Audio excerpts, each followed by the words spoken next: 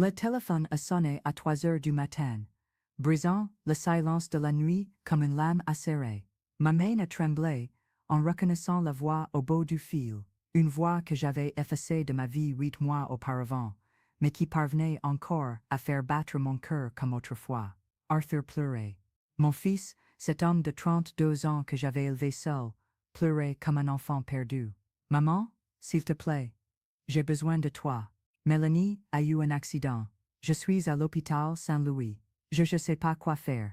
Les mots sortaient entre des sanglots brisés par la douleur et le désespoir. Pendant un instant, tout s'est arrêté. Le monde entier s'est réduit à ce moment, à ce choix qui définirait non seulement mon avenir, mais aussi qui j'étais vraiment après tout ce qui s'était passé entre nous. Parce que 8 mois plus tôt, autour de cette table que j'avais dressée avec tant d'amour, Mélanie m'avait brisé le cœur avec des mots qui résonnaient encore dans mon esprit, comme un écho persistant. Hélène, je crois qu'il est temps de comprendre. Il est mon mari maintenant, pas ton fils.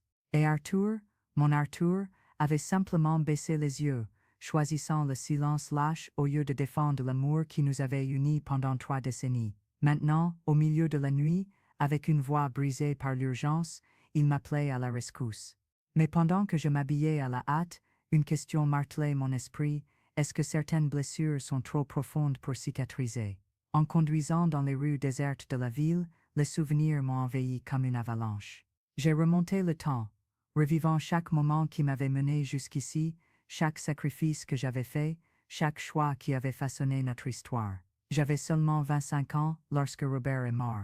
Une crise cardiaque soudaine à 28 ans a emporté mon mari et m'a laissé seul avec Arthur, qui avait à peine 2 ans. Je me souviens d'être resté au salon funéraire, tenant mon fils dans mes bras, sentant le poids du monde s'effondrer sur mes épaules. Les gens s'approchaient avec des paroles de réconfort et des regards de pitié, mais je savais qu'au fond, beaucoup doutaient de ma capacité à élever un enfant seul. Les premières années, j'ai travaillé comme réceptionniste le jour et j'ai étudié la comptabilité le soir. Arthur restait chez ma voisine, Madame Dubois, une dame gentille qui est devenue notre deuxième famille. C'était de longues nuits, à étudier à la table de la cuisine pendant qu'Arthur dormait sur le canapé à côté de moi, car notre appartement de 2 pièces était trop petit pour que j'aie un espace à moi pour étudier. Chaque réussite était célébrée comme une victoire épique. Le premier emploi comme assistante comptable, la première promotion, l'appartement plus grand que nous avons pu louer quand Arthur a eu 8 ans. Je me souviens du jour où il est rentré de l'école avec une médaille de premier prix à la foire des sciences. Nous avons couru dans la maison en criant de joie, puis nous avons mangé des glaces directement du pot, en célébrant comme 2 grands amis qui avaient conquis le monde.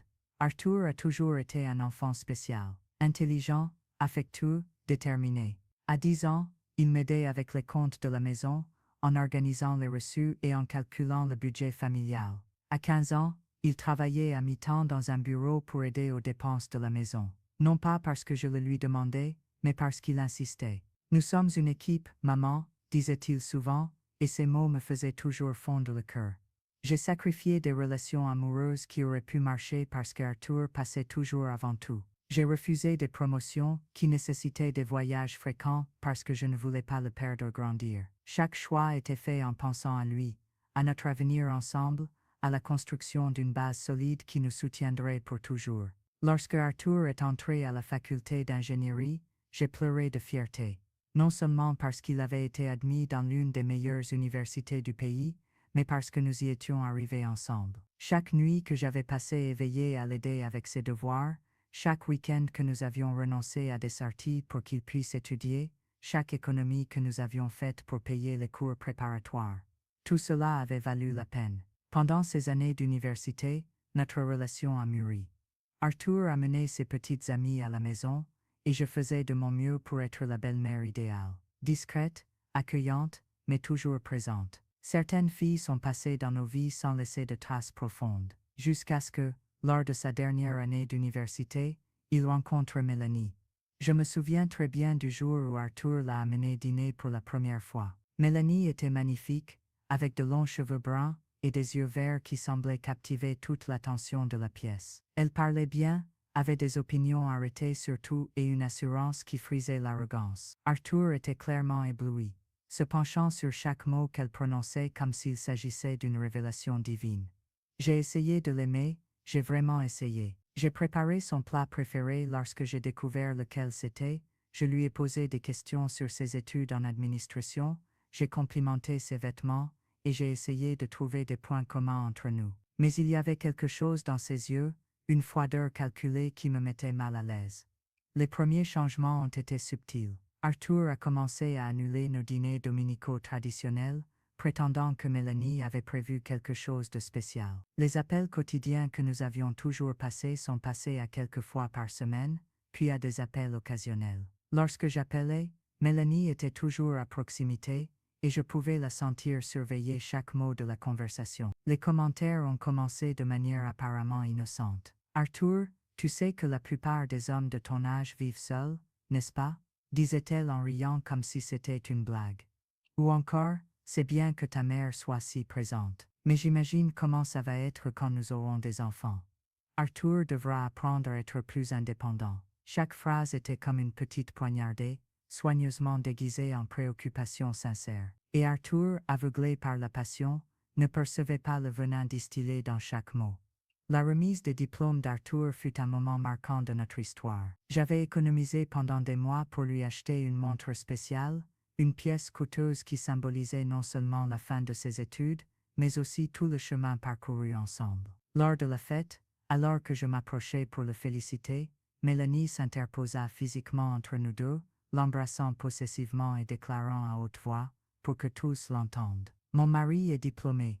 Je suis si fière de mon homme. L'accent mis sur le mot « mon » était indéniable. C'était une déclaration de possession, un territoire délimité publiquement. Arthur sourit, gêné mais ne la corrigea pas. À cet instant, quelque chose en moi commença à mourir.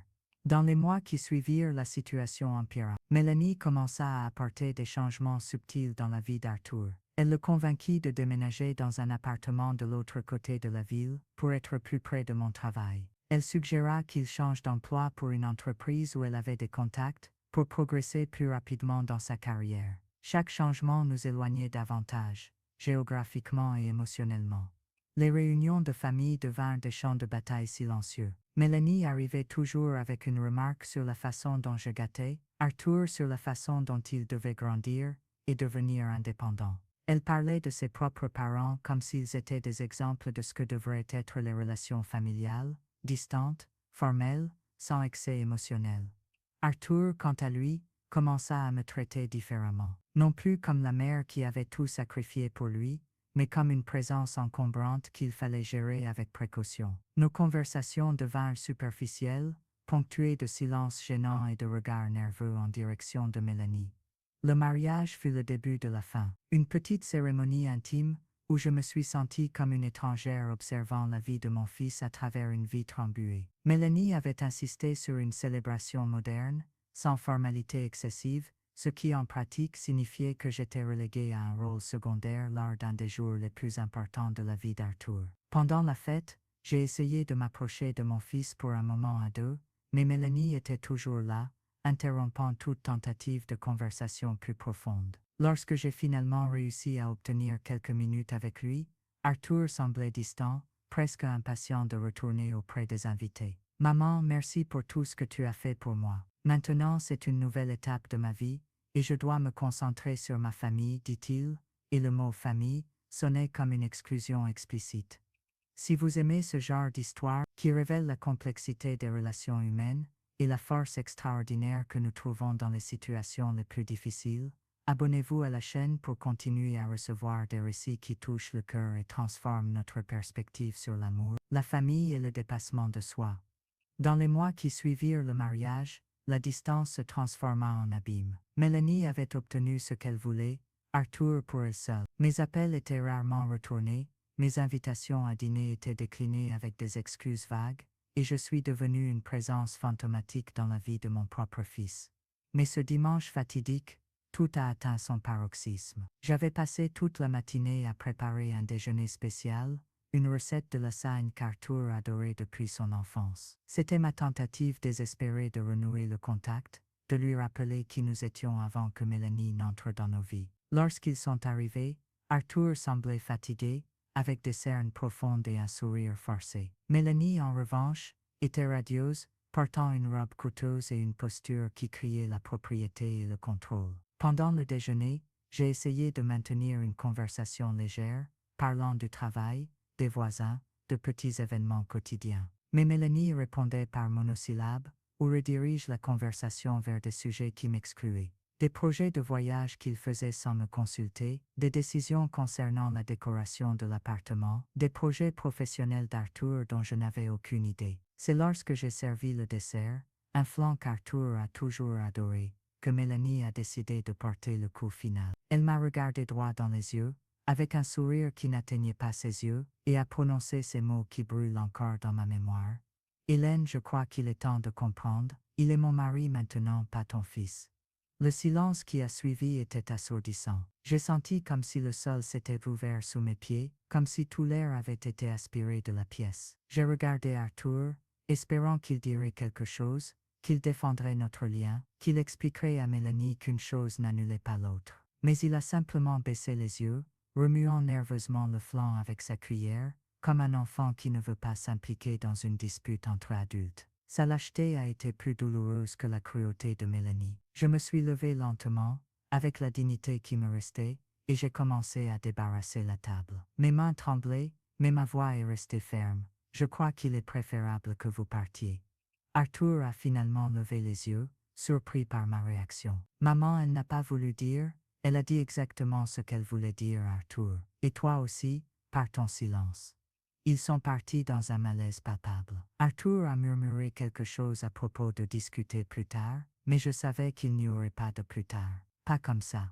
Dans les jours qui suivirent, j'ai attendu. J'ai attendu un appel de excuse, un message expliquant que Mélanie avait exagéré, un geste qui montrerait que j'avais encore de l'importance dans la vie de mon fils. Rien n'est venu. C'est alors que j'ai pris la décision la plus difficile de ma vie, couper complètement le contact. Ce n'était pas de la vengeance, c'était de l'autopréservation. J'ai rangé toutes les photos d'Arthur dans une boîte, avec des cadeaux, des lettres et des souvenirs de notre vie ensemble. Les mains tremblantes, j'ai supprimé son numéro de mon téléphone portable. Le silence qui s'était installé dans ma maison n'était pas seulement une absence de voix, c'était un vide qui résonnait dans chaque pièce, qui se matérialisait dans des objets du quotidien transformés en fantômes du passé. La tasse bleue qu'Arthur utilisait lorsqu'il venait prendre le petit déjeuner avec moi le dimanche. Le blouson qu'il avait oublié dans mon armoire après une de nos soirées cinéma. Les marques sur le mur de la cuisine, où je mesurais sa taille chaque année à son anniversaire,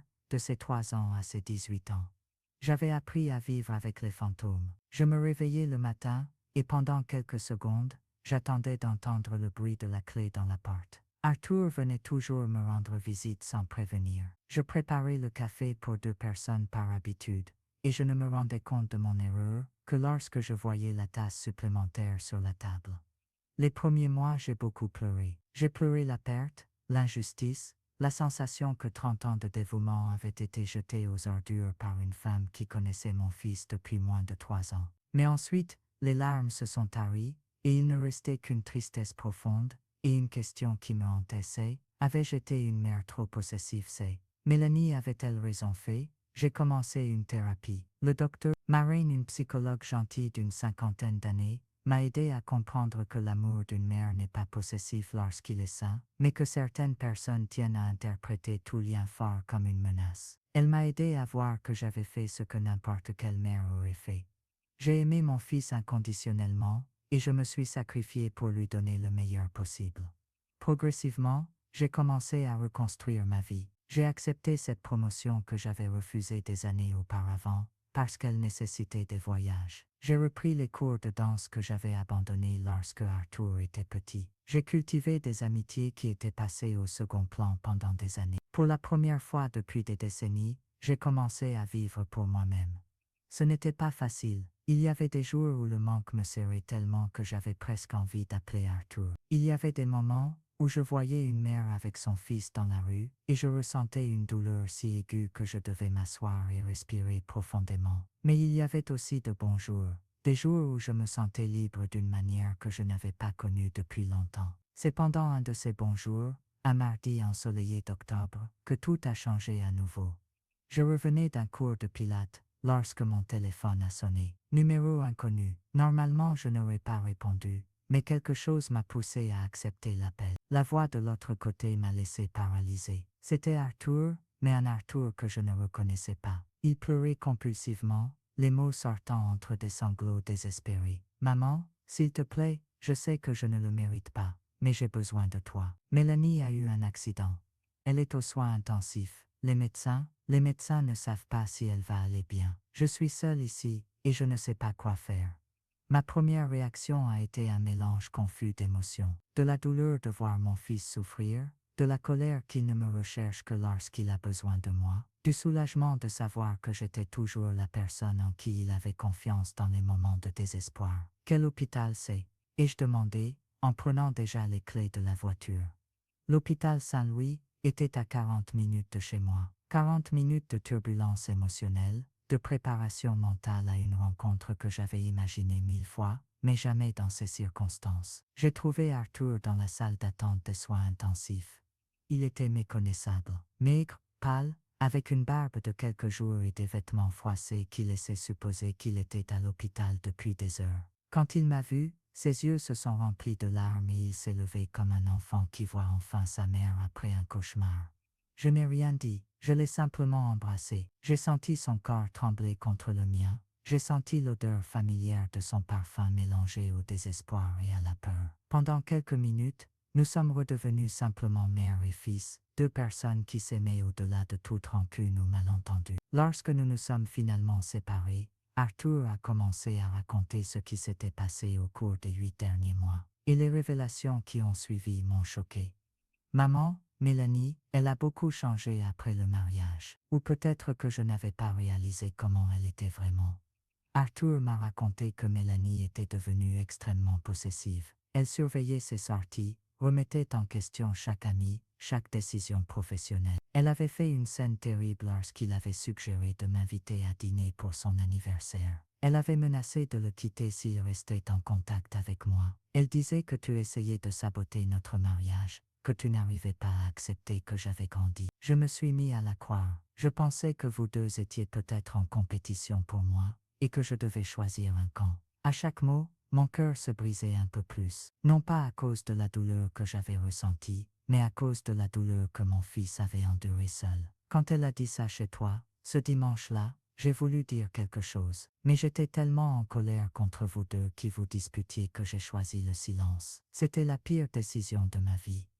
Arthur m'a raconté que dans les mois suivants, il s'est senti de plus en plus isolé. Mélanie avait réussi à l'éloigner non seulement de moi, mais aussi d'amis de longue date, de collègues de travail, et même de loisirs qu'il adorait. Elle disait que les hommes mariés n'ont pas besoin d'autant de distractions, que je devais me concentrer uniquement sur notre relation et sur ma carrière. J'ai arrêté de jouer au foot avec mes amis le samedi. J'ai arrêté d'aller aux retrouvailles des anciens de la fac. J'ai arrêté de jouer de la guitare. Et surtout, j'ai arrêté de te parler. Pourquoi ne m'as-tu pas contacté avant? Ai-je demandé, incapable de cacher la peine dans ma voix. Arthur baissa les yeux gênés.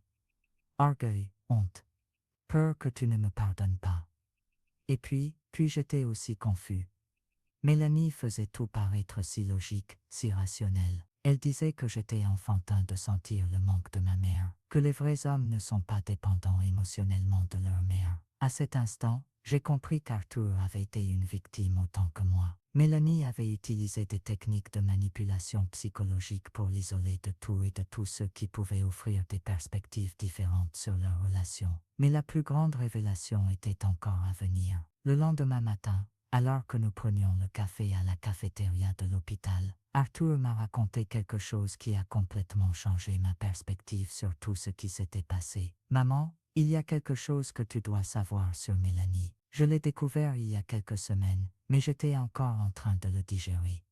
Il m'a raconté qu'il avait trouvé par hasard d'anciennes conversations sur le téléphone de Mélanie, des messages qu'elle avait échangés avec une amie juste après le début de leur relation 2 ans plus tôt. Elle a littéralement écrit « Cet Arthur est parfait pour moi. Il a une bonne profession, il est beau, et le plus important c'est que sa mère a une maison et des économies. Quand on se mariera, je vais progressivement l'éloigner d'elle. À la fin, tout finira par nous revenir. » J'ai senti comme si on m'avait donné un coup de poing dans l'estomac. Mélanie n'avait pas essayé de m'éloigner d'Arthur par jalousie ou par insécurité. C'était un plan calculé, froid, intéressé.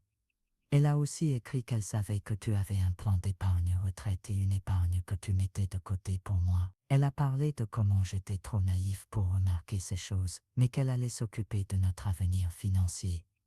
Arthur pleurait en me racontant ça, non seulement à cause de la révélation sur le caractère de sa femme, mais aussi à cause de la compréhension tardive de comment il avait été manipulé, de comment il avait blessé la seule personne qu'il aimait vraiment de manière inconditionnelle. Maman, j'ai été un idiot complet. Je l'ai laissé détruire la chose la plus importante de ma vie, notre relation. À cet instant, j'ai ressenti un étrange mélange de soulagement et de tristesse. Soulagement de comprendre enfin que ma perception de Mélanie était correcte dès le début. Tristesse de voir mon fils découvrir de manière si douloureuse qu'il avait été trompé. Mais j'ai aussi ressenti quelque chose de plus puissant, la certitude que l'amour entre une mère et son fils est plus fort que toute tentative de destruction. Pendant les 3 jours où Mélanie est restée aux soins intensifs, Arthur et moi avons reconstruit notre relation. Nous avons parlé de tout ce qui s'était passé, des blessures, des malentendus, des leçons que nous avons apprises de toute cette situation. Quand Mélanie a finalement repris connaissance, sa première préoccupation n'a pas été sa propre santé ou le soulagement d'être en vie.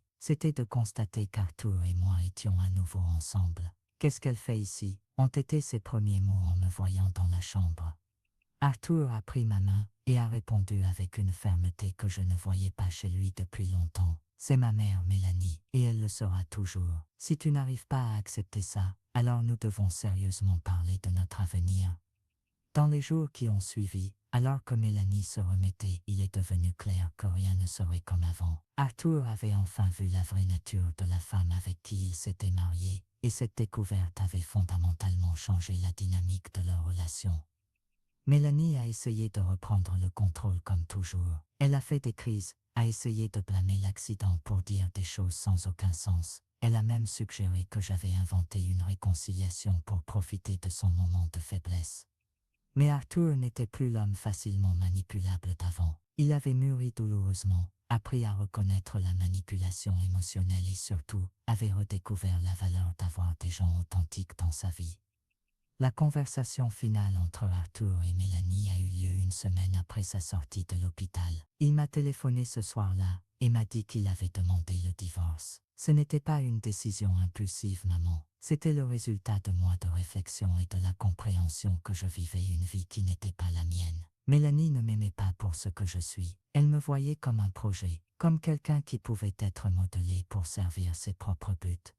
Le divorce a été rapide et amiable, autant que possible. Mélanie a essayé de compliquer les choses, exigeant des partages de biens qui frisaient l'absurde, mais Arthur est resté ferme. L'homme qui est sorti de ce processus était plus fort, plus conscient et plus intègre que le garçon que j'avais élevé. Dans les mois qui ont suivi, Arthur et moi avons reconstruit notre relation sur de nouvelles bases. Nous ne sommes pas redevenus exactement comme nous étions avant, et nous ne le devrions pas. Nous avions tous les deux grandi et changé, mais nous avons construit quelque chose de mieux, une relation mature entre deux adultes qui s'aiment et se respectent. Arthur a déménagé dans un appartement à seulement 10 minutes de chez moi. Il a recommencé à jouer de la guitare, a repris le foot avec ses amis, a commencé une thérapie pour traiter tout ce qu'il avait vécu. Et surtout, il a appris à valoriser les relations authentiques dans sa vie. Aujourd'hui, en regardant en arrière, je ressens une étrange gratitude pour tout ce qui s'est passé. Non pas pour la douleur que nous avons vécue, mais pour les leçons que nous avons apprises. Arthur a découvert qu'il existe des personnes qui s'approchent de nous avec de mauvaises intentions, que le véritable amour n'exige pas que l'on rompe des liens importants, que la manipulation peut être subtile mais est toujours destructrice. J'ai appris qu'il faut parfois s'éloigner temporairement des personnes que l'on aime pour qu'elles puissent grandir et faire leurs propres découvertes. J'ai appris que ma valeur en tant que mère ne dépend pas de l'approbation des autres et que le véritable amour trouve toujours un chemin du retour.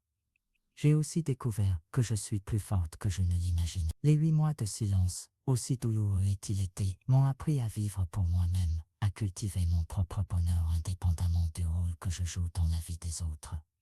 La semaine dernière, Arthur m'a fait une surprise. Un cadre avec une photo de nous le jour de sa remise de diplôme. La même remise de diplôme où Mélanie avait essayé de me rabaisser publiquement.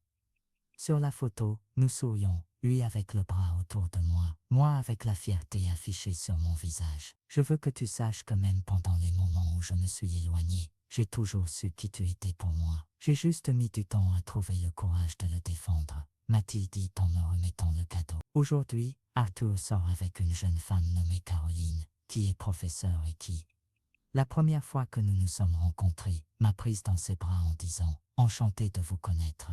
Arthur parle tellement de vous que j'ai l'impression que nous sommes déjà amis. C'est là que j'ai compris que mon fils avait appris à reconnaître ce qui est authentique.